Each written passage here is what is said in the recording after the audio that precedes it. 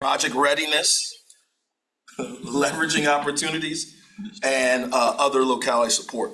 Let me spend a little time on regional benefit. The question is, can we achieve growth balance in Planning District 15? And that does the following. That evenly develops I-64 across localities, appreciates the State Route 288 and Interstate 295 that expands our core here in the region, utilizes US Route 60 and 360 that have historical context as they approach 100 years as constructed roadways, builds on the robust and fast regional multimodal networks that include an expanded BRT routes, support of the regional trails through continued commitments to the Fall Line Trail, and finally makes enhancements to Interstate 95, the major East Coast North-South corridor here in the United States. Now, the Technical Advisory Committee also was asked to consider an additional out year of funding, or essentially more money for the CVTA, in the tune of almost $81 million in additional spending power. $81 million means more projects for Central Virginia and the Richmond Metro. For adjustments to localities' funding requests, we are grappling with inflation. That's obvious. But sometimes not all of our localities' requests can be funded. But we can provide enough money to satisfy some stages of the project, from engineering to construction. Project readiness, being the actual ability for a project to be successful to go through preliminary engineering, design, build, and maintenance. It is through the programming process that the impact of project readiness, which is important to both the authorities, all the authorities' resources. As we leveraging opportunities that thoughtfully align available matching funds to federal and state opportunities, maximizing the number of completed projects all over the region is what this cooperation should and will be about. And last but not least, speaking about others' locality support, there is an African proverb: if you want to run fast, run alone. If you need to run far, run with a pack. Collectively, we have a pact here at CVTA. The CVTA has a responsibility under the Code of Virginia to develop a funding plan for regional priorities. We must run as a pact together, folks. And I know we can go far as we work together. In the spirit of regionalism, let's resolve to remain a pact with humility, consideration for each other's regional growth, and shared interests of enhancing the individual's locality's development and success.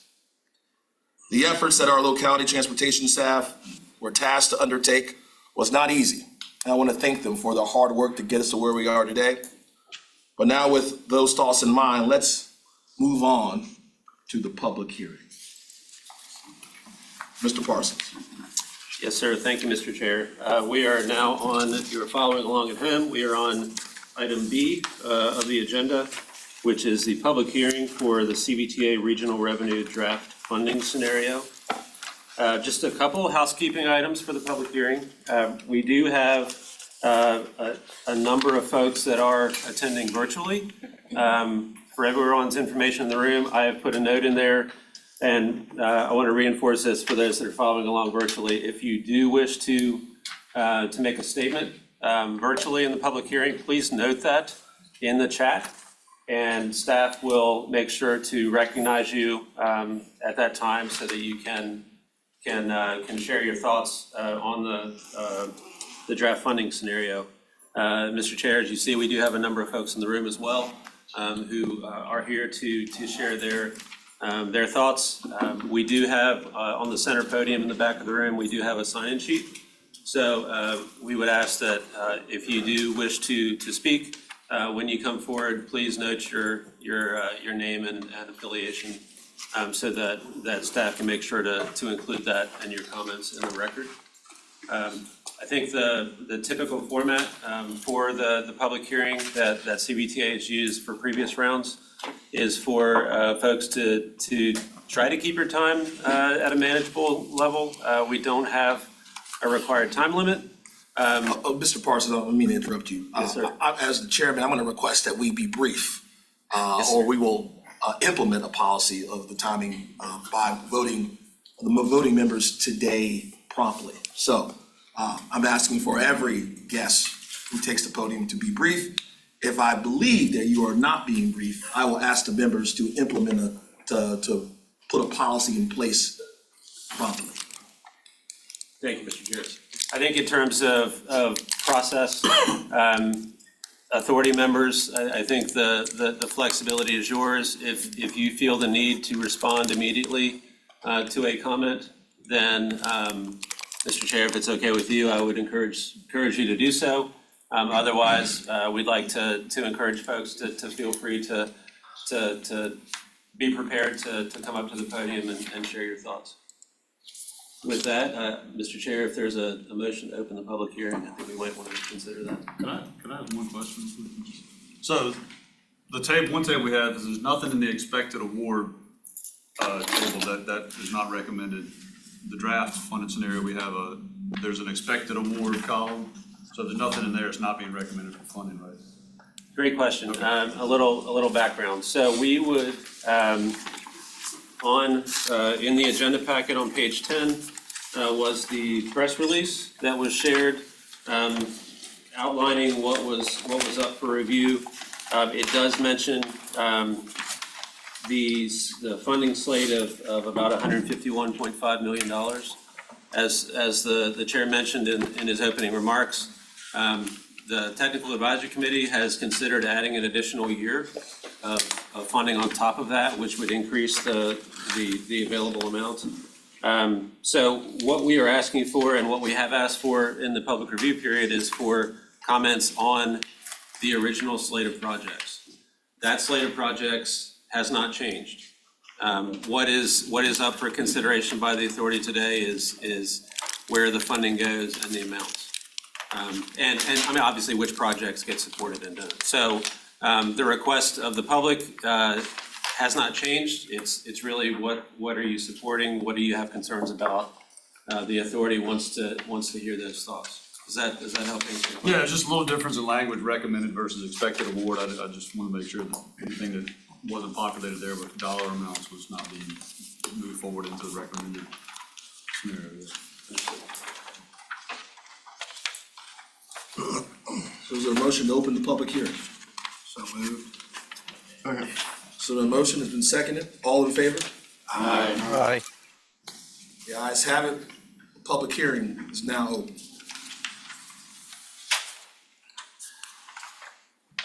I know this gentleman.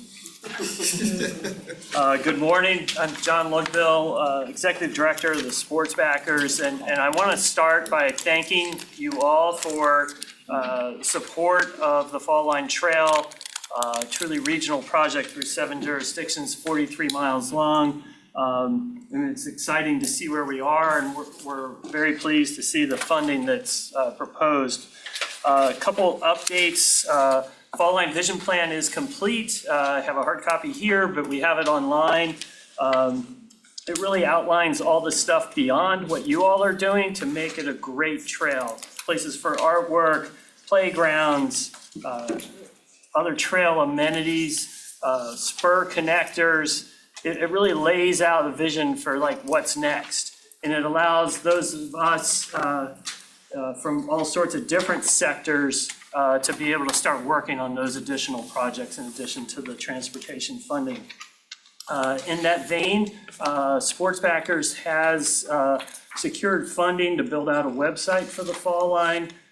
We currently have a site on falllineva.org, but we've acquired falllinetrail.org, which is, everyone will figure why that's better. And so that website design and work is being started right away next week. So we've hired Colab, and that work's going to begin. Brantley Tyndall on our staff has been leading a regional effort to secure funding from the state, from the state VDOT Trails office. There's a funding that was allocated in prior years for long distance trails within the Commonwealth. The Fall Line is one of the few long-distance trails in the state that qualifies for the funding that hasn't received funding. So we're working with the legislature to get that done. I also want to say that we believe there's 22 miles of the Fall Line Trail that's about to begin construction or in some stage of design construction in the coming year. We've already seen groundbreakings in Henrico County. We're seeing more action in the city, but there's going to be action up and down the whole corridor. And as that happens, we look to have our website and the coordination of that be more significant. One thing I want to end with, in this report, Tool Design Group, which has been involved in major trail projects all across the country, they stated that the Fall Line Trail, because of its nature of going through rural, suburban, urban, that whole way it's going through the center of our community, has an opportunity to be a major transformational trail. And they put it in the same bucket with the Beltline in Atlanta, the High Line in New York, and the Indianapolis Cultural Trail in Indianapolis. So it has the potential to be something that's just really spectacular. And having a trail spine be the core of our regional bike and pedestrian network for decades to come. So thank you all for having that visionary leadership to support that work. Thank you, Mr. Ludwig.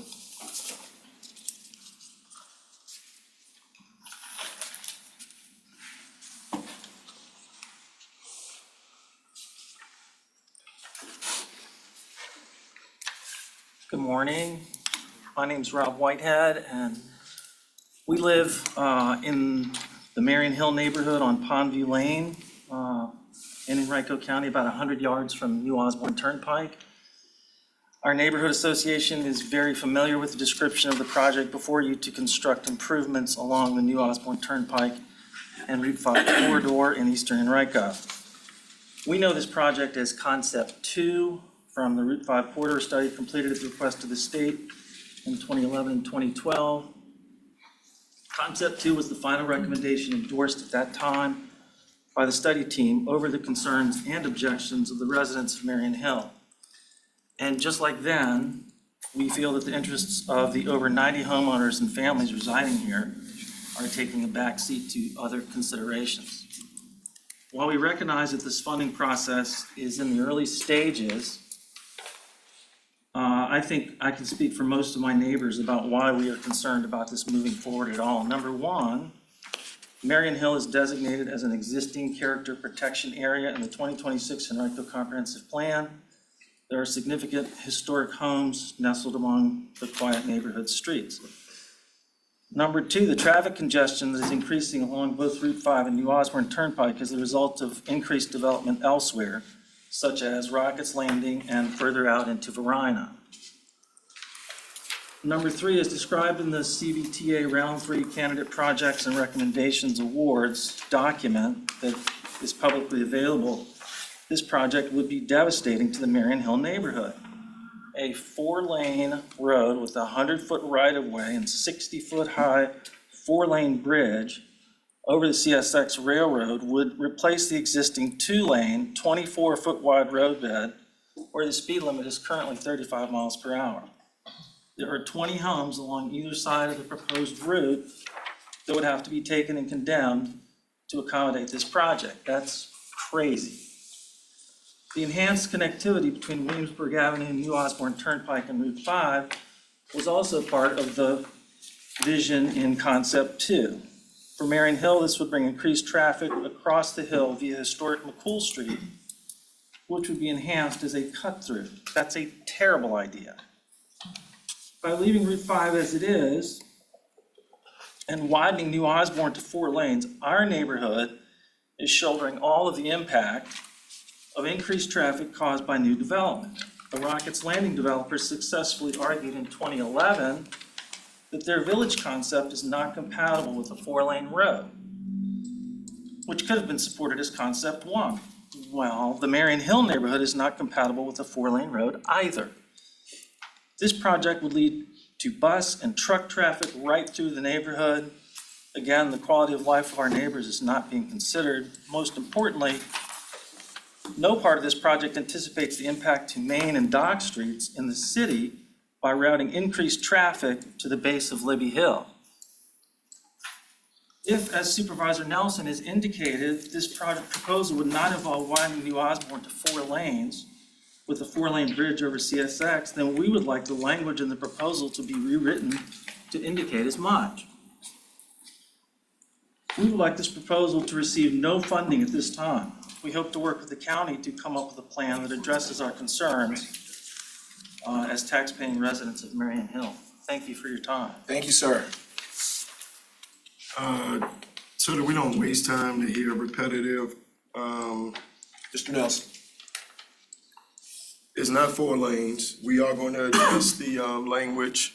As I said yesterday, as I've talked to many Marion Hill residents, it's going to be two lanes with a center turn lane. It's no part of Marion Hill will be impacted. Nobody will lose their house. And Tar, you will speak more to that when we start talking about the projects. So I know the verbiage here says 4 lanes. It's not going to be 4 lanes. Will the bridge be 4 lanes? That part of it, I'm not sure, so I'll let Tar speak to it. Yeah. Mr. Yurd? Mr. Chair, so as the preliminary application submitted did propose the bridge over Fulton Yard to be 4 lanes, but not striped as 4 lanes. It would be wide enough that if ever in the future there was a need, the bridge would already be there because you don't want to have to rebuild the bridge. But the expectation would be that it would be striped as 2 lanes with a shared use path over the bridge, and it would connect to 2 lanes on the city side at the Hatcher. And also on the Henrico side, it would be 2 lanes, to Mr. Nelson's point, with a center turn lane and a shared use path, so not 4 lanes. Thank you for the clarification.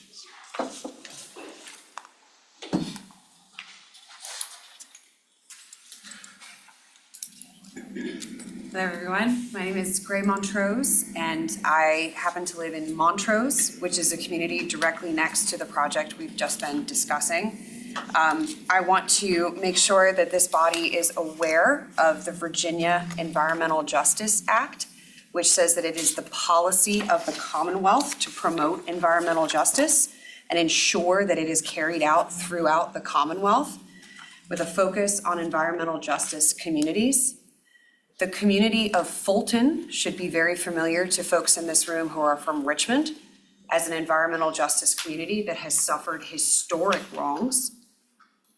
The community of Montrose should also be familiar to those from Henrico as one that is a textbook environmental justice community. And I will hold up my phone. You don't need to see what's on it, but you need to see that the screen is red. And what that means is that the cancer risk from air toxic pollution in the community of Montrose, this is a screenshot of the area where we are going to be expecting increased traffic as a result of this project. The air toxic cancer risk is as high as it goes.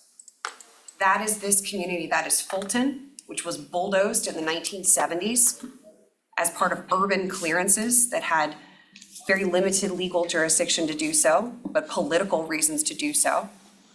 And the community of Montrose that has been suffering for 50 years, ever since there was a landfill dropped in the middle of it. And so looking at a plan to move people more quickly through this community for planned suburbs further out, that sounds like a plan from the 1970s.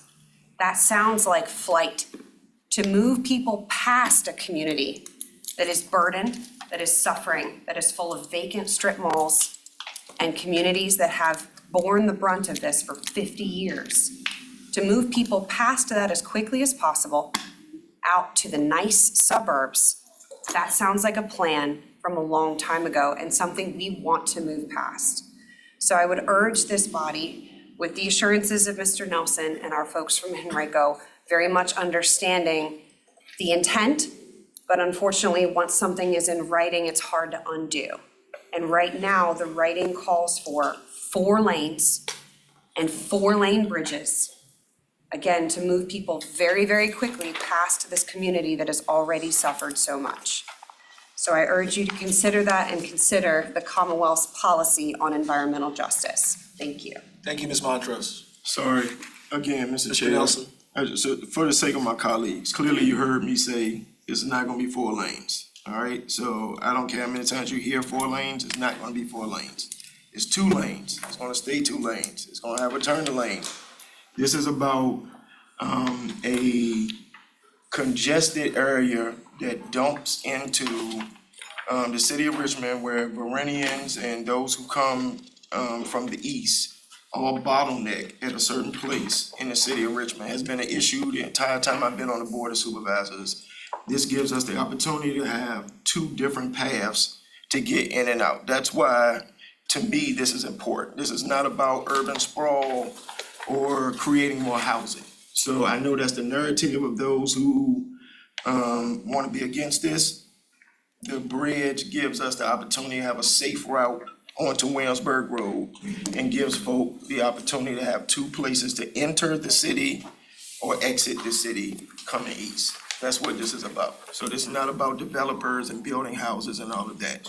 It's not 4 lanes, it's 2 lanes. 2 lanes, 2 lanes. 2 lanes, 2 lanes. We'll change the language. Mr. Schwartz. Mayor Stoney, Chair, and members, Supervisor Nelson. I'm Stuart Schwartz. I'm the board member of Partnership for Smarter Growth, one of the founders of Partnership for Smarter Growth. It's now a 22-year-old organization. We support sustainable patterns of growth centered on revitalization of our city and a transit-connected network of mixed-use, inclusive, walkable communities, along with preservation of farms, forests, and historic landscapes. I'm a resident of the city of Richmond. We are concerned about the new Osborne Turnpike project. Total estimated cost is listed as $177 million. I assume the largest share of that, the lion's share of that, is the bridge. VDOT has for a long time done 4-lane bridges where 2 lanes are all that are needed. I understand they're thinking long-term, but to us that it does indicate that there would be future expansion, and the bridge would be pointed to as something that would allow for that to 4 lanes. And we have no doubt that there might be proposed expansion farther to the east as well, because of a claim that a bottleneck has now been moved. In 2012, we joined with the Route 5 Corridor Coalition, the Churchill Association, residents of Richmond's East End, residents of Marion Hill and Fulton and the Verina communities, in a massive study by Plan RVA. Huge turnout, huge public engagement, and there was universal opposition to the expansion, not the least of which the impact to the city itself. The impact to the city included one proposal for a massive bridge at the Williamsburg Main Street intersection, some 100 feet in the air, I don't remember the exact number. Option 2 was this one with this very large bridge impacting the communities of Marion Hill and Fulton. Then in 2018, Henrico County connected, as far as we know, that previous study with Plan RBA was absolutely shelved.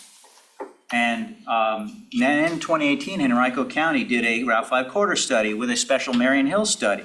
The public again came out and forced to support the rural character and history of the community and preservation of the corridor as it was designed. Now, I will note and I will cover some of the alternatives that we offered at the time and since. But to be clear, in 2018, that study did not propose expansion of Route 5 or new Osborne Turnpike. There's also a comprehensive planning process going on in Henrico right now to consider all the land use and transportation and history issues of this particular part, in particular corridor. In terms of history, the House of Delegates in a prior study said that it is doubtful that a comparable area exists elsewhere in the Commonwealth or indeed in the nation, that its ability to contribute to the economic, aesthetic, and cultural well-being of both individuals and society is enormous. The Route 5 corridor is an important economic asset of the Commonwealth, deserving of effective conservation promotion. It's the nation's 2nd oldest roadway and a designated scenic byway. It travels through 400 years of fertile American history, including the former home of Pocahontas, John Rolfe, John Smith, Civil War battlefields, the tragic history of enslavement, free black history, and 14 Black Medal of Honor winners at the Battle of Newmarket Heights. In terms of the impact on the city, we're talking about inducing more driving. Yes, more development will follow. Developers will point to the increased capacity. funneling more traffic onto Williamsburg Road and onto Main Street. And I do not know how you fit more cars onto Main Street. As noted, an historic African-American community was destroyed once already through urban removal and massive roads and industrialization, but now they would be faced by a future four-lane highway. First, certainly the bridge will have a huge impact and its scale. And yes, it sounds like, thanks to great mixed-use development at Rockets Landing, which is a great example of the direction we should go, those developers didn't want a four-lane road next to them, but those new wealthier residents will now be protected, while older established residents, many people of color, lower income, will be impacted by this future four-lane road. We have repeatedly offered alternatives for better land use in the East End in this historic corridor to protect the tourism value, the economic values, the farming values, the Civil War battlefields, while revitalizing Williamsburg Road, 9 Mile Road, Mechanicsville Turnpike, where there's acres and acres of abandoned land available for quality mixed-use competitive development. And we've also offered roundabouts while retaining the road as 2 lanes, I-95 and 64 access, and other solutions. You know, once a project is on a list like this, even if it's just $4 million right now for a study, it never really ever leaves a list. We have a phrase that we hear, that we use a lot in our office: you're too early until you're too late. We might be told we're too early now, but later we'll be told we are too late. The other piece of this is the fact that immediate residents did not know about this. Now, there was a February 8th press release, a little social media, 4 or 5 press hits. That was it. People didn't know about the process prior to this, and typically on something as controversial as this, we recommend that there be local hearings about major projects that are proposed by a jurisdiction to be provided to you all, because lots of people do not follow these important regional bodies.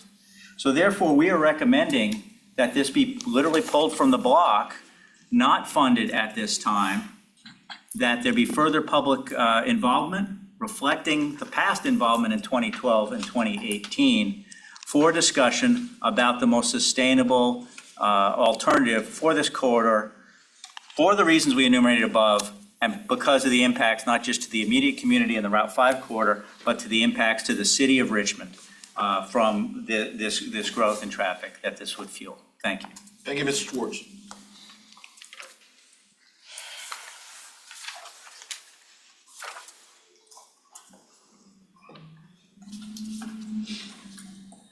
Good morning. My name is Susan Wagner. I've lived in Verina for over 20 years. Prior to that, I lived on Libby Terrace for 15. I have opposed this since the very beginning. None of you before me would want this going up in your back or front yard. It's not good for the city. It's not good for the county. It's not good for the residents. I can't speak as eloquently as those before me, but I hope you take to heart what has been said and realize that this is not the answer. Thank you.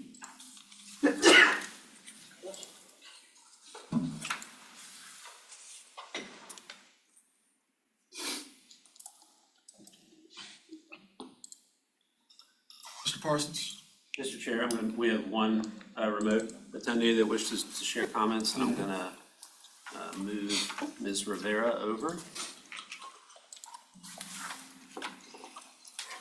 Ms. Rivera, if you can hear us, please turn your camera on when you're able to rejoin so that the authority can interact with you. Okay. Good morning. My name is Aileen Rivera, and I'm a longtime resident of Verina. I'm here this morning because I'm really concerned that the CVTA in their website proposed one thing, and what we're hearing from our supervisor is something else. So I need to speak to what's on the website, and I know that we will be able to communicate better on what's proposed by Supervisor Nelson. We do have, I ask that you vote no on the Route 5 New Osborne Turnpike Improvement Project that the CVTA has on the website, described on the website.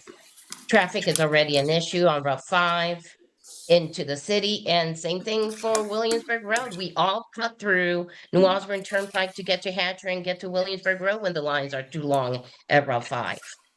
Adding 4-lane highway. Again, I'm just speaking about what's on the website. Adding 4-lane highway through New Osborne Turnpike into the mix is negligent and irresponsible to the people in the community.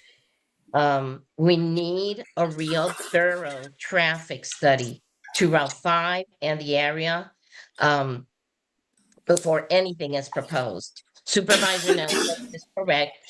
We know he's trying his best to come up with a solution, but density, as we keep getting dense, is not helping. And we're gonna be building more roads for more density, and it's gonna continue to be a problem. Part of the solution is being thoughtful of development coming into the community. We cannot afford the density. We're running out of roads. All the highways still will bottleneck. Traffic needs to be carefully studied and the community needs to be involved in the process. I don't know one person in the area that was notified by the CVTA of the public comment period or the public hearing.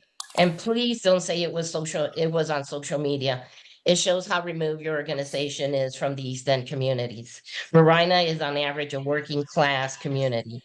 We don't have time to be scrolling for news. I request that whenever any project like this is proposed to hold the meetings in the community that is affected. This is too much taxpayer money, and more importantly, too many safety issues to be taken so lightly. The community had already responded no a few years ago to a survey the county did online. That has not changed. Supervisor Nelson had backed the community on rejecting that idea. I recommend that rather than investing the money on designs right now, please allocate this money to a real traffic study. A traffic study that would go from Shockoe Bottom through Route 5 into 295, and a traffic study that would go from East Main Street through Williamsburg Road to 295. That's where we can really use the money. First things first, we need a traffic study to keep before we keep hearing even any other proposal in the future. We keep saying about the possibility of the future development. We can't do that without traffic studies. So please vote no on the CVTA plan. I do have a question, if it's possible. How often does the panel does Plan RVA take proposals? And can we come back with a better proposal? And that includes what Supervisor Nelson talked about, but also adding to what the community also would like to see. Thank you so much for your attention. Thank you, Ms. Rivera. Mr. Parsons, are there any other remote participants? No, sir, no other requests. And Mr. Parsons, I'm gonna close the public hearing then. We're gonna move on to today's only action item, and that is the CVTA Regional Project Cycle, Project List, and Regional Revenue Draft Funding Scenarios. Mr. Parsons. Yes, sir, thank you very much. I am going to provide some background on the actions that have taken place over the last few weeks. This project scenario, the funding scenario, is a result of roughly 6 months of work by the technical committee, the authority, and the finance committee in tandem.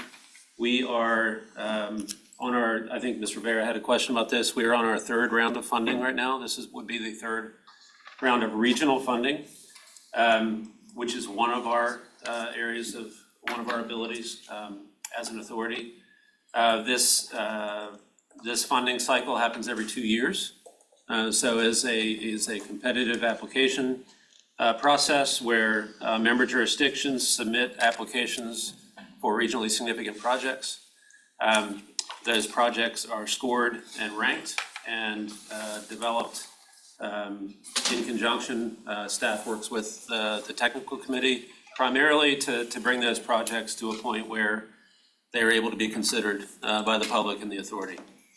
So the technical committee received from staff back in January, the end of January, a list of projects that were scored and ranked according to the adopted eligibility criteria that the authority has. That criteria is on the website. Those projects were discussed and were accepted as an indication that the process was followed. The projects were then were then considered by the Finance Committee at its next meeting following the TAC. The Finance Committee made a recommendation for the TAC to reconsider and put some more thought into the projects that were in front of them. The considerations that the Finance Committee recommended were adding an additional year of programming funds. So that would be out through fiscal year 31. That would provide an additional amount of funding above and beyond the $151 million that was put out for public review. Including the second request was to consider including the use of reserves that staff had previously set aside for a bond reserve. At this point, the CVTA has not taken the action to enter into issuance of debt. So that reserve set aside by staff was a little premature. So that funding, about $20 million, was also identified as being available for projects to be considered in this round. The other recommendation from the Finance Committee was, in addition to the cost benefit being used as a criteria for project selection, which is the primary evaluation tool in the adopted framework, that the TAC should also consider regional benefit, adjustment of previous funding requests, project readiness, the opportunity to use CVTA regional funding as a leveraging tool for other grant programs such as Smart Scale, which is a VDOT administered program across the Commonwealth. And then consideration of the regional outlook and the support and collaboration from the peers, the jurisdictional peers around the table, so other localities support. The TAC took this advice to heart and met again to use this guidance as an additional tool in its discussion. And as a result of that meeting, TAC is recommending and has recommended adding an additional year of funding in FY31, which would provide about $60.2 million, and then absorption of that debt reserve of about $20.2 million back into the total available package. So for this round 3, that would bring the revised amount of funding availability up to about $232 million for consideration in this round. That information was distributed to the TAC, the Finance Committee, and the authority after the TAC took action to make that recommendation.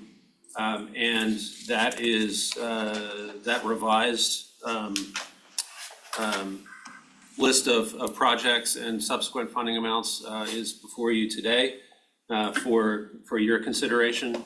I will note, relating back to the public hearing, it does not change the projects that are up for consideration. Those are all the projects that were eligible according to the process. So What has changed with the Finance Committee and TAC consideration is the funding and the distribution of those funds. Mr. Chair, if it's, I don't want to put anybody on the spot, but if there is any comment from any technical committee members or finance committee members to add any additional detail or importance to this, I will be happy to turn the floor over to them. Any questions or comments from the members?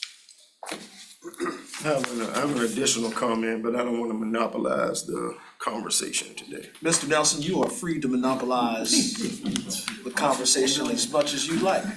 So I've been asking Mr. Ewer to help construct some different language here. First of all, I want to talk to you guys who are voting, and I know we have a couple of citizens here. 3 out of the 4, I don't know where Mr. Swartz resides, but I know 3 of the 4 live in Verona. Hear their concerns, well, 4 to 5 live in Verona. When we first talked about, I was elected January 1, 2012. You know, when I look back on it, I had no idea who Plan RVA was. And all I know was there was an organized push to not 4-lane Route 5. And I still don't think we need a 4-lane Route 5. After 12 years though, it's hard to ignore the countless citizens who travel Route 5 into the city, are uncomfortable with going down New Osborne, down through that wooded area, under that CSX track that is unsafe, and turn out on Williamsburg Road. I think that we need I think we need improvement there. And the idea of taking a bridge over the CRS track, to me, is about safety. It's also about breaking bottlenecks so that person can feel comfortable coming into our district. That's really what it's about. Nothing about this is, and I continue to say it because I know that there's organized,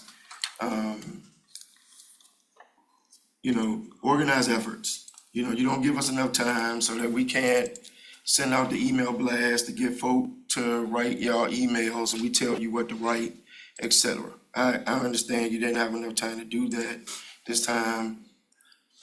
Somebody in the community ran across this, got the word out, and persons still have been speaking.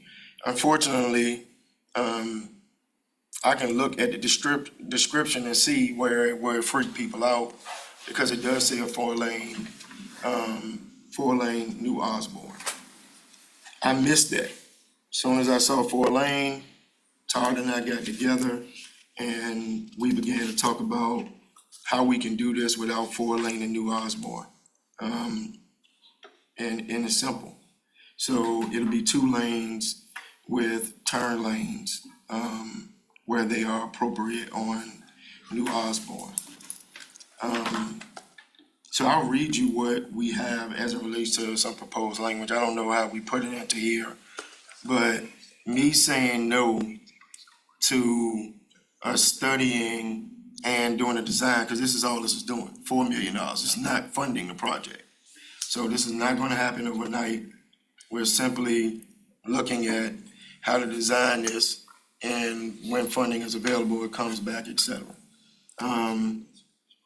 Todd, jump in where I'm off, all right? The project will seek funding to conduct an updated traffic study for the Route 5 New Osborne Turnpike corridor and undertake an NEPA environmental study to include a consideration of phasing, cost estimates, community and environmental impacts and alternatives. An updated study in support of an improved 2-lane roadway. This process will include public involvement, multiple points throughout the process. So any other verbiage in here that calls for 4 lanes will be changed to 2 lanes. And this is really all about New Osborne, bridge over CSX, intersection adjustments at Williamsburg Road and Hatcher and New Osborne and Route 5.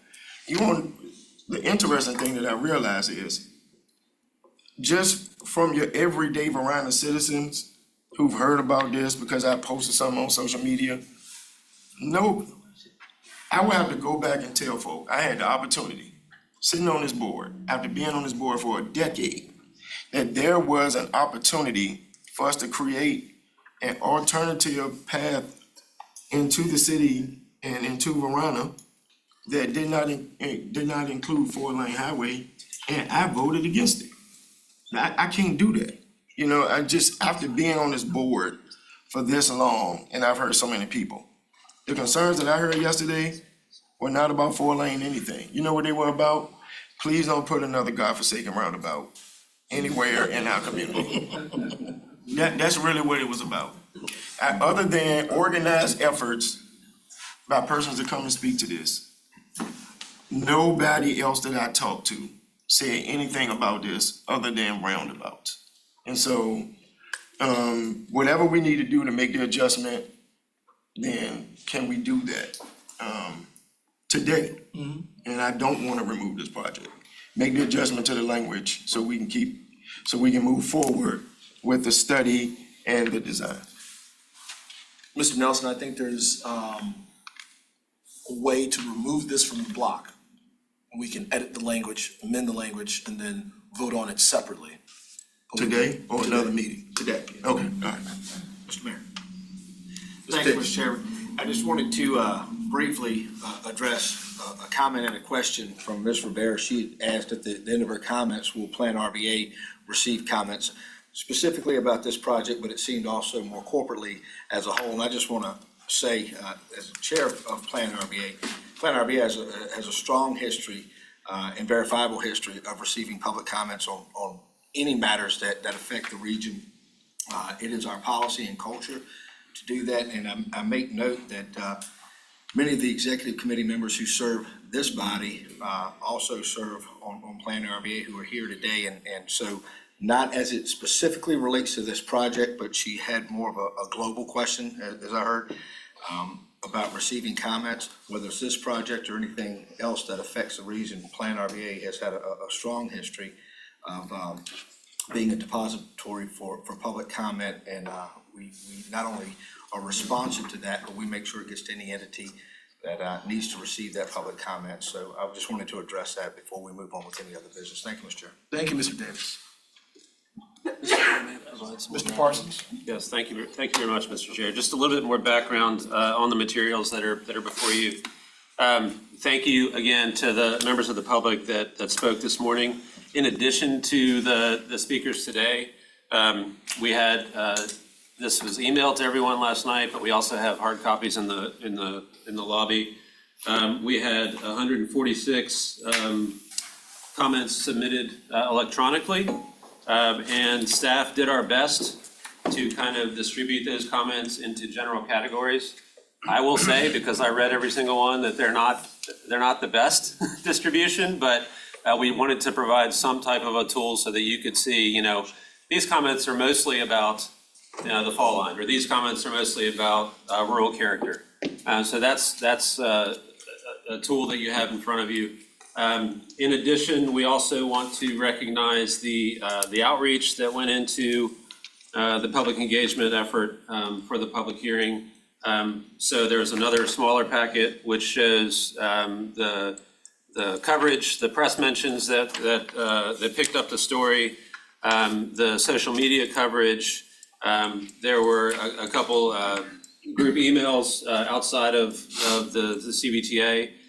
We also did, which this dates back now a couple years, to some actions that Plan RBA initiated, I believe, to be as broad as possible in our distribution of public information. So in addition to the Times Dispatch, the press release about the funding scenario was published in the New Kent Charles City Chronicle, the Goochland Gazette, Powhatan Today, the Richmond Free Press, and the Henrico Citizen, in addition to the RTD.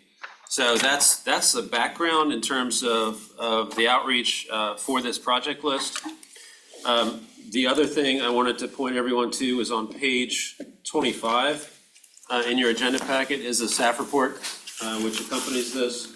It basically summarizes what I have already discussed regarding the committee review, the recommendations that came to you today, and the requested action. As I shared, the funding amounts have changed slightly for the projects that are under consideration. Those are in front of you, and we do welcome any discussion in regards to that. It does not add any new projects to the list for consideration. As I said earlier, only the projects that were applied for by the members and met the eligibility criteria are under consideration today. So with that, happy to take any questions or support the discussion. Are there any further questions from the members before we entertain a motion? Seeing no questions, is there a motion to approve the project list and regional draft funding scenario? Mr. Chair, I make a motion that we accept the candidate projects recommended awards minus the Route 5 New Osborne Turnpike improvements. So there's a motion. There's a second. Mr. Gregory, real quick before I entertain the second. Mr. Chairman, is it Mr. Nelson's intent to remove that project from the list of recommended approved projects and consider that separately? Yes, sorry, colleagues. We're removing this with the current language, and then my motion is to accept the list minus this project in its current form. And then I'm gonna make a motion. And when you say this project, you're referring to the Route 5 New Osborne Turnpike improvements, and immediately, well, I don't know, because Todd is talking to Mr. Swartz, and I don't know if I'm gonna have a motion. I'm gonna need a motion at some point, Todd, to make a motion. Okay, got it.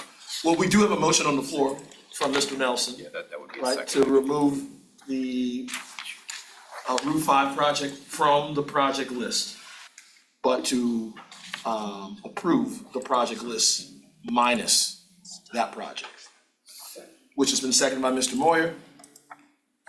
Any discussion? Mr. Chair. Mr. Carroll. Thank you, sir. First, I want to commend staff, the TAC, all of the regional partners for all the hard work that went into reviewing this project list and the negotiations, and quite frankly, each jurisdiction's ability to look at the overall project list and quite frankly, work together to be able to find the right funding mechanism for each project. And I know there was a lot of give and take from both small jurisdictions and larger jurisdictions. And so I want to commend both the staff and the TAC and all of the regional partners for the hard work that they put together to make this happen. I think this is a tremendous list that has what will, again, in the future, transform transportation in the Central Virginia. Thank you, Mr. Chair. Thank you, Mr. Carroll. There has been a motion. It's been seconded. Mr. Kumar, roll call. Town of Ashland, Dr. McGraw. Aye. Charles County, Mr. Atkins. Aye. Chesterfield County, Mr. Carroll. Aye. Hanover County, Mr. Davis. Aye. Anne Arundel County, Mr. Nelson. Aye.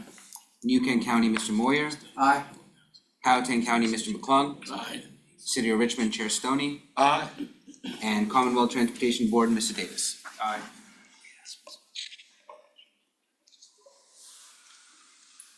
Ms. Fosco, does the motion carry?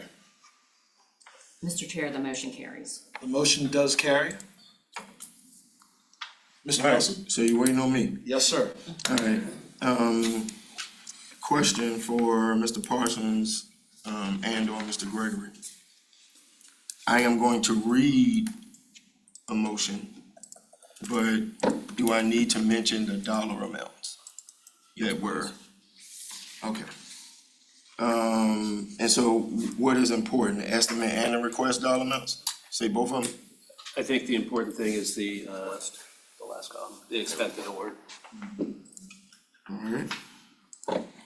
And what I'll do is I'll then pass this to you. Yes, And sir. you will, okay. Thank you. All right, so we're doing this on the fly. You got it. So I make a motion that we propose funding, this, well, okay. Funding to conduct an updated traffic study in support of an updated, all right, let me start over again. Funding to conduct an updated study in support of an updated, traffic pattern for an improved two-lane, improved roadway where bicycle and pedestrian accommodations, and undertake an NEPA study to include consideration of phasing estimates,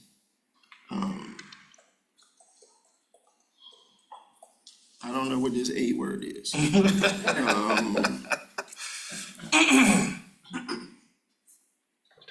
Alternatives. It's shorthand I'm reading here.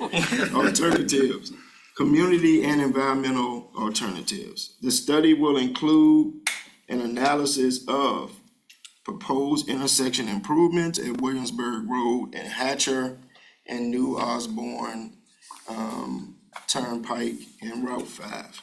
And a bridge over CXX with width and details to come. The study will include multiple opportunities for public involvement and input with a value at $4 million. Mr. Parsons, Mr. Gregory, do you all have that motion? We did, it's recorded. I'll second the motion. The motion has been seconded. Is there any discussion? Mr. Kumar. Town of Ashland, Dr. McGraw. Aye. Charles City County, Mr. Atkins. Aye. Chesterfield County, Mr. Carroll. Aye. Hanover County, Mr. Davis. Aye. Henrico County, Mr. Nelson. Aye.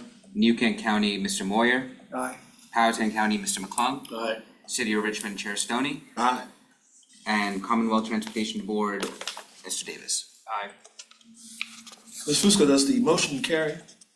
Mr. Chair, the motion does carry. Motion carries. We'll now move on to committee reports. We have the first up is the finance report, Mr. Carroll. Mr. Chair, I'm gonna actually take that from Mr. Carroll. Mr. Parsons. The Finance Committee report is essentially that the Finance Committee worked very hard for the last few months on preparing the funding scenario that the authority just acted on. So I can speak for Chair Carroll that the Finance Committee is thanked repeatedly for all the hard work that they put into the preparation of today's agenda. I would point everyone's attention to page 27 in the agenda packet. This is the latest financial report for the authority, October tax activity, and again, like we do every month, pointing to the year-to-date and lifetime-to-date columns on the far right side. We have local distributions over the year, just the year from July 1, just over $45 million back to jurisdictions for local priority use in transportation improvements. GRTC has received just under $14 million year-to-date, and the regional fund, which the authority just took action on funding another round of projects, has received just under $32 million this year. The next page, page 28, is our latest investment report. Once again, pointing at the bottom of the page to FY '24, Staff continues to work very closely with our fiscal agent at Chesterfield County to reinvest available funds into the market and raise our interest earnings. Just for FY '24, we've seen over $5 million in interest earnings on the short-term reinvestment of funds. We continue to work with the Finance Committee, staff does, to make the best decisions for reinvestment of funds and bringing the account balance of the CVTA up to the highest amount possible. You happy to take any questions? Any questions for Mr. Parsons? Mr. Parsons, have you covered the financial activities investment reports? Yes, sir.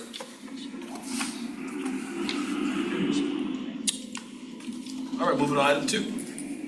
The Technical Advisory Committee update, Ms. Moore Clark.